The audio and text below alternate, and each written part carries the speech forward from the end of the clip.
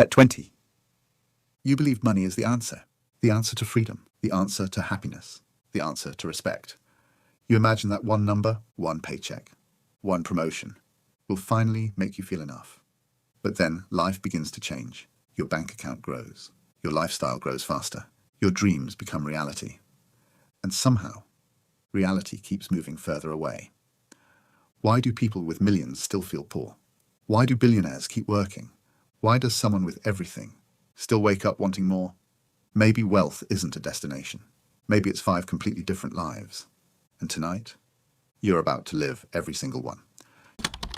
Chapter 1. Survival. Your alarm rings before sunrise, not because you're ambitious, because anxiety doesn't let you sleep. The first thing you reach for isn't your phone. It's your banking app. You already know the number. But you check anyway. Maybe something changed overnight. It never does. Every dollar has a job. Rent, electricity, groceries, fuel. One unexpected expense. And the entire month collapses. Your friends invite you out. Come on. It's just dinner. You smile. You type, "Sorry, I'm busy tonight." You aren't busy. You're broke. And somehow, those 2 words begin to feel the same. You walk through a grocery store like you're crossing a battlefield. You compare prices, calculate discounts, put things back, convince yourself you never wanted them. The cashier announces the total. Your heart races before your card even touches the machine. Approved. You quietly exhale. Nobody notices, but you do. Scarcity isn't just the absence of money. It's the absence of mental space. Every decision feels heavy. Should you fix your car or visit the dentist? Should you buy healthier food or save for next week's bills? Psychologists call it decision fatigue, when survival consumes your attention. Your brain has less energy for everything else. Dreams become smaller. Creativity disappears. You stop asking, "What do I want?" and start asking, "What can I afford?" The world looks different from this side. Luxury stores feel like museums. Vacations become YouTube videos. Success stories sound fictional. You begin measuring life in paychecks. Not years. Then payday arrives. For one brief afternoon, you breathe. You feel rich. Until the automatic payments begin. One notification, then another, then another. Your balance shrinks faster than your hope. And suddenly, you're counting the days until the next paycheck again. It's an endless loop. Not because you're lazy. Not because you're weak. Because survival leaves almost no room to escape survival. That's the cruelest part. Money doesn't buy happiness, but poverty steals peace. Chapter 2. Comfort. Then something changes.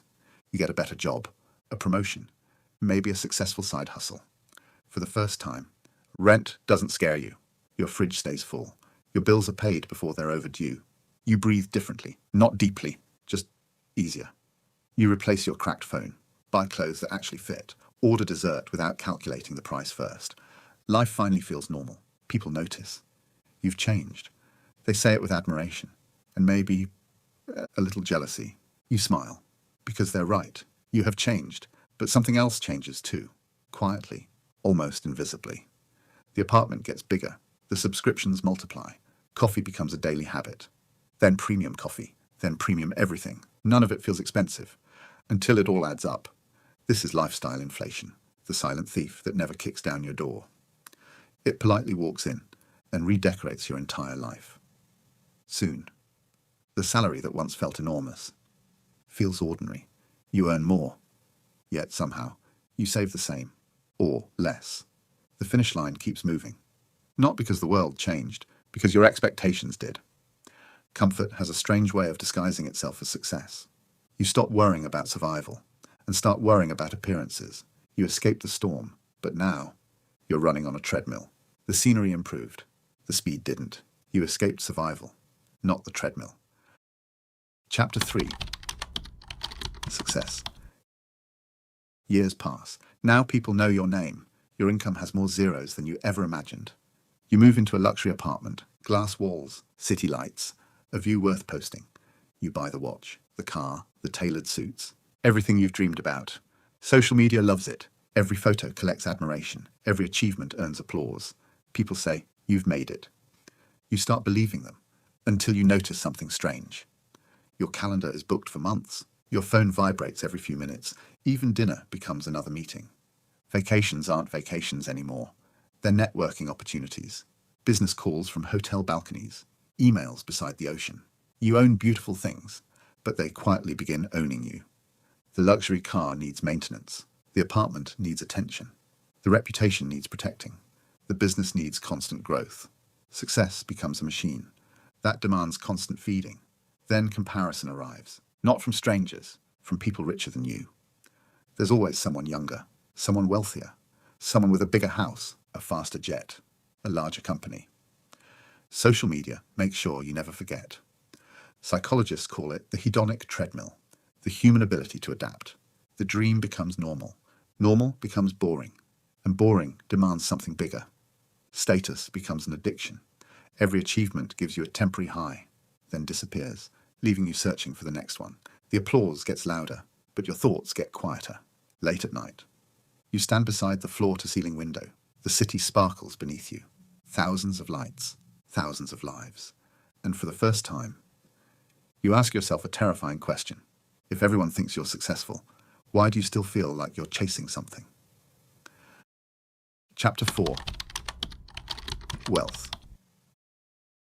Then, you stop running. Not because you're tired, because you finally don't have to. Your investments begin paying your bills. Money starts arriving, even while you sleep. The clock loses its power over you. Monday no longer feels different from Saturday. You don't wake up because you have to. You wake up because you want to. You stop refreshing stock prices every hour. You stop caring whose logo is stitched onto your shirt. Your wardrobe becomes simple. Comfort replaces display. Your home becomes quieter. Not bigger, just calmer. The silence feels expensive. Not because it costs money, because it isn't interrupted by stress. You begin saying no. Not out of arrogance, out of freedom. You work only on projects that matter. You spend afternoons with family. Morning walks become longer. Books replace endless notifications. The greatest luxury isn't owning more. It's needing less.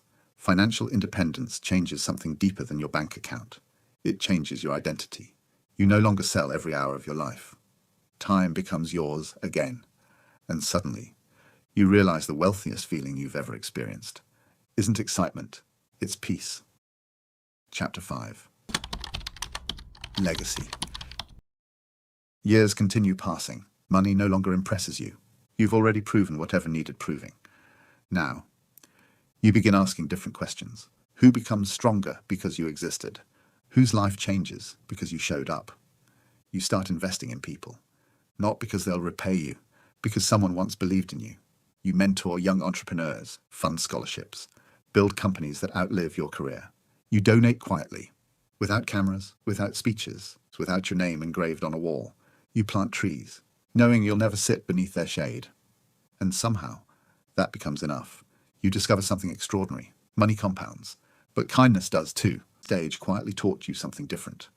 Survival taught you that peace has a price. Comfort taught you that enough keeps changing. Success taught you that applause can become a prison. Wealth taught you that freedom is measured in time. Legacy taught you that your greatest asset was never money. It was your ability to improve another person's life.